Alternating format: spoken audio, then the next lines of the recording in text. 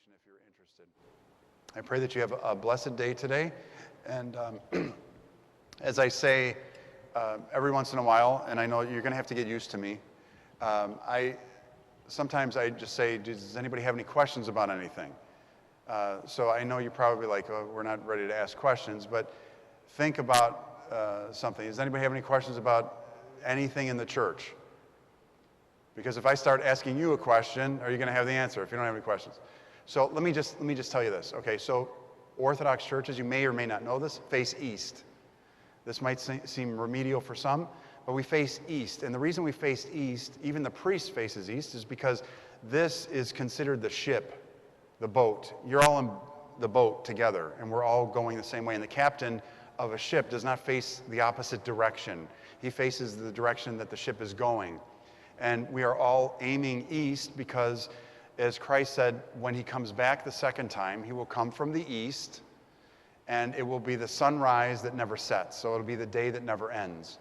So we face east in anticipation of that sunrise, of that second coming of Christ. And that is why most churches, if they're able to, face east, which is also the reason, and I know this might be less known, when we go to funerals and you go to the luncheon, everybody wants chicken, but fish is served, right? It doesn't matter if it's a Wednesday or Friday, it's always fish. And people say all the time, why is there fish served? And why can't we have chicken or steak or whatever? The fish is served because Christ came to his disciples after the resurrection, and he said, do you have any fish? And he said, they offered him the fish, and then he ate it in front of them, and then they recognized him. So too, likewise, in the funeral service, at the luncheon, we eat fish in anticipation of the resurrection, of Christ coming back and asking us, do you have any fish? So that he can eat with us, and then we recognize him, and he will come back again. So a lot of the things in the church, just so you understand, are focused on the next life. Everything is focused on the next life. Even the dome is focused on the next life. We come forward to look up. And in many churches, this is a cruciform church, but in many churches, the dome is very narrow and it goes up like tubular, so that you cannot see the dome until you come here or you come here. Usually the dome is kind of pushed back a little bit. But the only way you could see Christ in the dome was you had to come forward to receive communion. And that was part of the understanding, is you came forward to embrace God, and then in coming you could look up and truly see that you are in the presence of God, and you are coming in and approaching the kingdom of heaven. So these are the types of questions that I encourage you to ask. When I say, does anybody have any questions, you can ask me. Why is the carpet red? Or why do we face east? Or whatever those things are. But I want you to start thinking about them, because it's important to understand why we're doing what we're doing, because if we don't know what we're doing, we're not going to be doing it for very long. And our kids and grandkids and the future generations are going to be like, yeah, well, I don't know. What do we do our cross 3 times? Do we prostrate in front of the icons? Do we, what's the story? So think of those questions. With that being said, does anybody have any questions? Yes, thank you.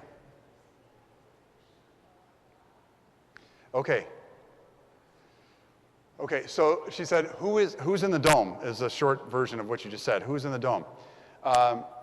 In Renaissance iconography, there was a change from the austerity of Byzantine iconography, which focused on the exaggeration of features. So if you see, you don't really have, sometimes you'll see the saints, and you'll see in Byzantine iconography, you'll see the saints, their heads are protruding in the front, and they have like a line. It almost looks like they have like a tumor on their head. And that was to depict wisdom. Sometimes their fingers were elongated to show fasting. The nose, even the nose of the Virgin Mary, is to depict the area that she came from, but it's exaggerated.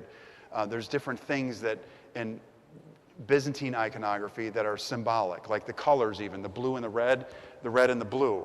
So blue is humanity, red is divinity. The Virgin Mary was human, clothed with divine. Christ was divine, clothed with humanity. So that's why it's reversed. So in Renaissance iconography, there was liberties taken to make more realistic iconography, or realistic paintings, like this one here, like the one in the back, and it's more the softness and more of a relatable icon or painting to show, to get to us in a way that's very, in a sense, worldly, but not common. So what do I mean by that? Is I mean that it was shown to, drawn to show softness, or it was drawn to show expressions on faces that was beyond what Byzantine iconography depicts. So Byzantine iconography, everyone is pretty much somber in most of the icons. Even when they're rejecting Christ in the resurrection icon, they have no expression on their face. It's somber faces. Where in other icons you can see, even inside in the nativity icon, you can see expressions of joy, sadness, all those things. Even the crucifixion behind the altar table, you can see the pain on the Virgin Mary's face, where in Byzantine you don't. So what am I getting at now with the dome?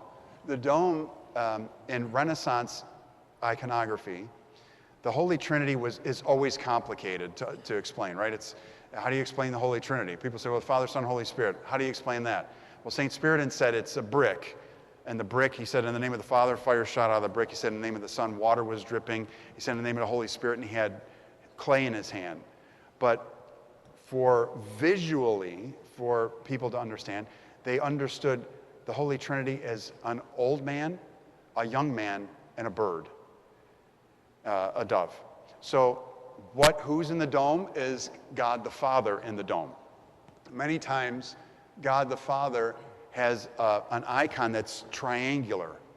It's not round. Or did I say icon? He has a halo that is triangular and not round to depict that. So sometimes you'll see an icon with an old man with a triangular halo, a younger man who's Christ with a round one, with the sometimes with the on in there and the halo of the cross, and then you'll see the dove there. So it's really a Renaissance understanding of God the Father looking down from us. But to understand, there is no personification in human flesh of God the Father. That doesn't mean, we need to go rip it down, but it's just to understand that God the Father never took on human flesh. But why was that done? Was for people to understand that God the Father is the Father. But if you say God the Father is light, which he is, he's defined as light, it's very difficult to depict in iconography light.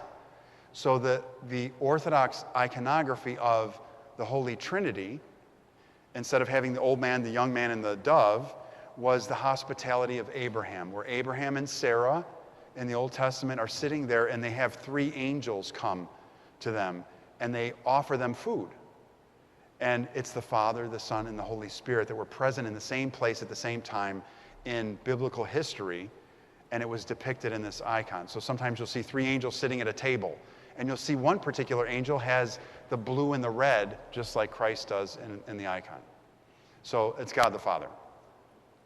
And that icon is the all-reigning icon, the Pantocrator, the one above all that reigns over. So that's why he's always looking down. And some of the icons too, you'll notice that when Christ is there, as he's looking down, his vestments go out like this, and he doesn't end inside the circle.